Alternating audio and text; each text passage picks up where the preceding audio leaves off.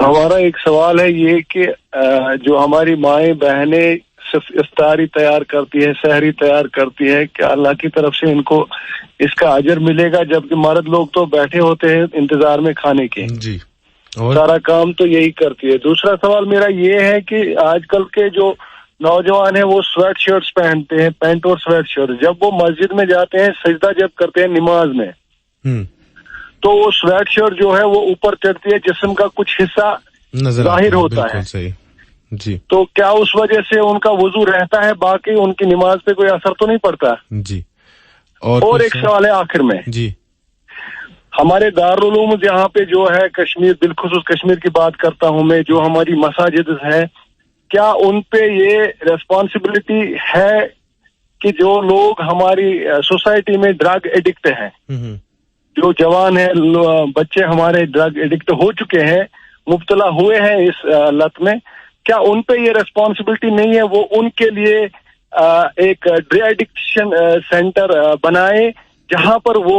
نوجوان پھر سے ٹھیک ہو جائے اور ان کو زندگی جینے کا پھر سے موقع ملے؟ جی، اسلام اس کے بارے میں ہمیں کیا کہہ رہا ہے؟ جی قائد صاحب،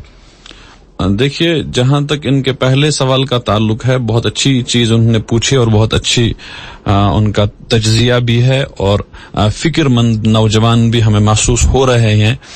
کہ افطاری کے وقت جو ہمارے گھروں میں ہماری بہنیں، ہماری مائیں یا ہماری بیویاں اس افطاری کی تیاری میں مشغول ہوتی ہیں تو ان کو تو بہت اجر و ثواب ملے گا۔ جب کسی آدمی کو ایک کھجور کھلانے پر نبی علیہ السلام نے فرمایا کہ روزے دار کو کھجور کھلاؤ گے تو تمہیں اللہ تبارک و تعالی اس روزے دار کے بقدر ثواب مرحمت فرمائے گا۔ اب آپ خود ہی اندازہ کر سکتے ہیں کہ جہاں ہماری یہ خواتین پورے افطاری کا انتظام کرتی ہیں اور بہت مختلف قسم کے پکوان ہمارے لیے تیار کرتی ہیں تو یقیناً ان کو بہت ہی اجر و ثواب ملے گا اور بہت ہی ثواب ان کے نامہ اعمال میں جمع ہو رہا ہوگا۔ ہم مردوں کی بھی ذمہ داری ہے کہ اس روزے کے ایام میں ہم نبی پاک علیہ الصلوۃ والسلام کے اس طریقے کو بھی اپنائیں کہ جہاں وہ اپنے گھر والوں کے کاموں میں ان کا تعاون کرتے تھے، تو ہم بھی گھر میں اپنی خواتین کا تعاون کریں جس شکل میں ہم تعاون کر سکتے ہیں، مثلا برتن دھونے میں یا دسترخوان سجانے میں، چیزوں کو آراستہ کرنے میں ہم ان کا تعاون کریں، اور اگر تعاون نہ کر سکتے ہوں کسی وجہ سے تو کم از کم ان پہ جملے نہ کسیں، بس ان کی حوصلہ افزائی کریں کہ انہوں نے اتنی محنت سے ہمارے لیے کھانا اور افطاری تیار کر لیا ہے، ہم ان کی حوصلہ افزائی کریں۔ اگر ہم مرد اپنے گھر میں موجود خواتین کی حوصلہ افزائی کرنے کو سیکھیں گے تو انشاءاللہ ہمارے گھر میں موجود خواتین جتنا کام وہ کرتی ہیں اس سے زیادہ وہ کام کریں گی، لیکن وہ بہت کام کرتی ہیں، بہت خدمت کرتی ہیں، لیکن اس کے باوجود شام میں ان کو یہ خطرہ رہتا ہے کہیں کوئی اونچ نیچ نہ ہو جائے، اور یہ ہمیں ڈانٹ ڈپٹ کر کے ایسے الفاظ بتائیں گے جس سے ان کا دل ٹوٹ جاتا ہے۔ غرض ان کو بہت اجر و ثواب ملے گا خواتین کو افطاری وغیرہ سحری وغیرہ کی تیاری میں اپنے اہل خانہ کے لیے، ہم مردوں کو بھی ان کا کچھ نہ کچھ تعاون کرنا چاہیے۔ جہاں تک آپ کے دوسرے سوال کا تعلق ہے، بالکل صحیح فرمایا آپ نے، ہم جب لباس پہنتے ہیں تو ہمارا لباس ساتر ہونا چاہیے۔ شریعت نے جو لباس کی بات بیان کی ہے تو وہاں لباس میں سب سے پہلی بات یہی آئی ہے کہ عام حالات میں بھی کہ ہمارا لباس ہمارے ستر کی ضرورتوں کو پورا کرتا ہو، اس لیے ایسے چست لباس پہننا جس سے ہمارے اعضاء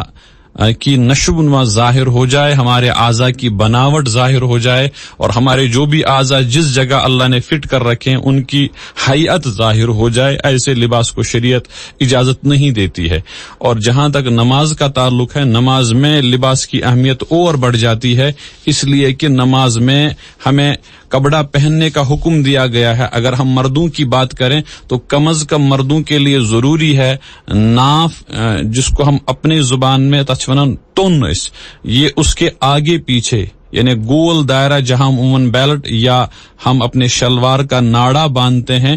گول دائرے میں، اسی طرح ہمارا سطر جو ہے ناپ سے لے کر گھٹنوں سمیت تک ہے.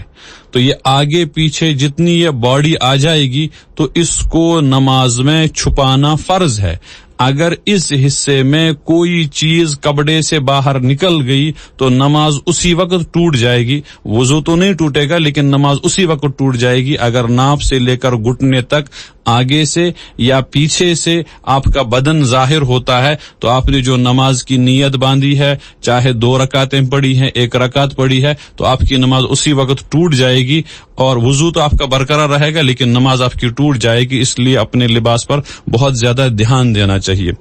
جہاں تک آپ کے تیسرے سوال کا تعلق ہے، منشیات کے سلسلے میں ہماری ذمہ داریاں ہیں، والدین کی ذمہ داریاں ہیں، محلہ کمیٹیوں کی ذمہ داریاں ہیں، علماء صلحاء کی ذمہ داریاں ہیں، اور الحمدللہ علماء صلحاء اپنی محدود وسائل میں اس کی کوشش کرتے ہیں. اور آپ نے جس چیز کی طرف توجہ دلائی ہے، ہو سکتا ہے آپ کی بات سن کر اپنے محدود وسائل میں، چونکہ اس میں وسائل کی بہت زیادہ ضرورت رہتی ہے،